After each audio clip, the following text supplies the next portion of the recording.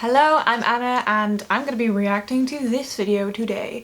This was me 3 years ago? 3 years ago. This video is me 3 years ago in July 2018. I was 20 years old. I made this video because I had just failed all of my university exams. I mean, the video is going to say like why and everything about it. Now 3 years on with my newly acquired wisdom, I thought I'd look back and have a little react to it because I actually haven't watched it in about maybe 2 years, because I remember watching it like a year after and already being like, I thought it'd be quite fun to, I don't know if it'd be fun, but just to sit down and react to it. I want to preface this video by saying a lot of my opinions might have changed. I know this has got like 100,000 views now.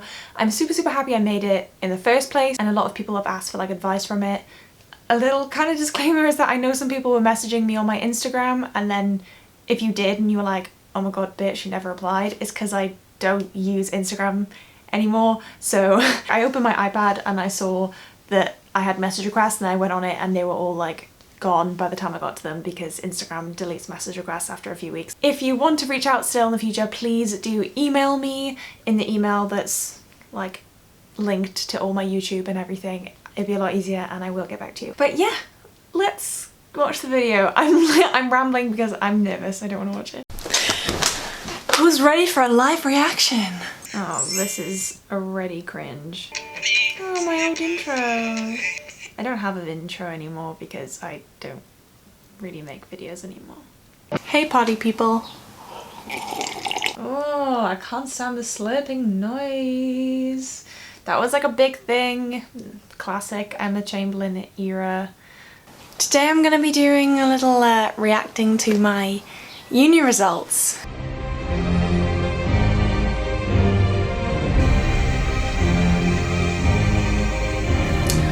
Ah yes, I failed. Yeah, okay, so I already find this video cringy. I mean, I think that's always gonna happen. I feel like I'm gonna look back in 3 years time and find every video I make now cringy. But I've had a shit year. Everyone can say that now after this year.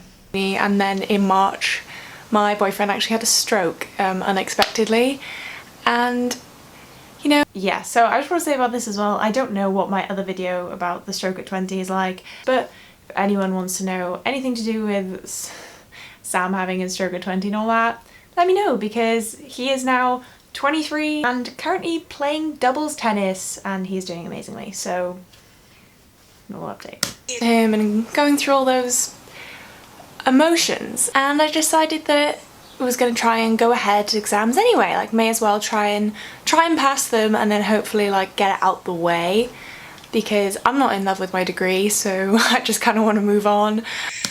Yes, you can say that again, I fucking hated it. So my whole mindset here was, I'm just going to get these exams done, I don't care what results I get, I'm just going to pass them and move on to final year just so I can get this degree out of the way, because I wanted to leave this degree every second of the way. And like, spoiler, I dropped out after the next year because I again failed one of my exams the year after, even after a year of trying, and things were just not great. I mean, I literally have it basically documented on my whole YouTube channel if you want to know more, but I'm much happier now. I've come through a lot of that. I now own a business and I'm a lot happier now. Like trying to build our relationship up again, because things had gotten obviously really weird because, you know. So what I'm trying to say here, that I feel like I have more ways to say now, is that our relationship changed dramatically. We went from being two 20-year-olds in like a 1-year relationship in uni.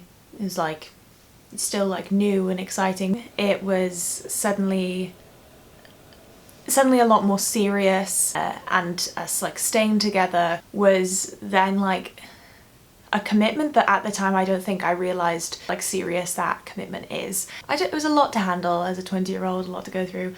Obviously Sam had it a lot harder than me, he had to actually recover, but it then just meant that our relationship was basically forever changed, and that was initially very hard to deal with. I can't believe I actually took these exams. I would have never done that now. I actually had a meeting with my personal tutor and he was like, are you sure like these exams are gonna be really hard? And I was like, yes, I'm fine. I don't feel emotions. In that meeting, my personal tutor had absolutely no idea how to react to me at all. He was just kind of like,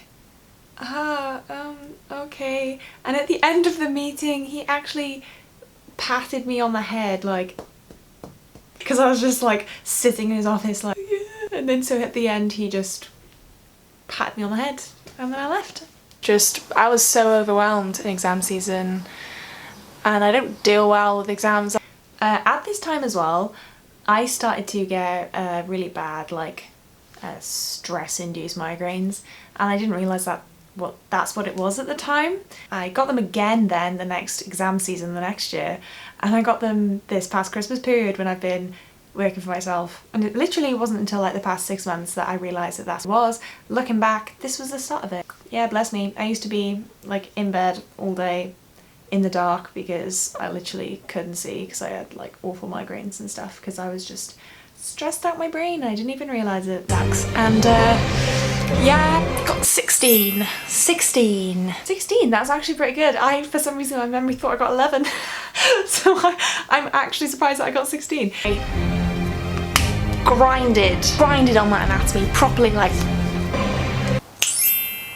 yeah, this hurt for me because that was the first time I'd ever had like a bit of a shocker academically.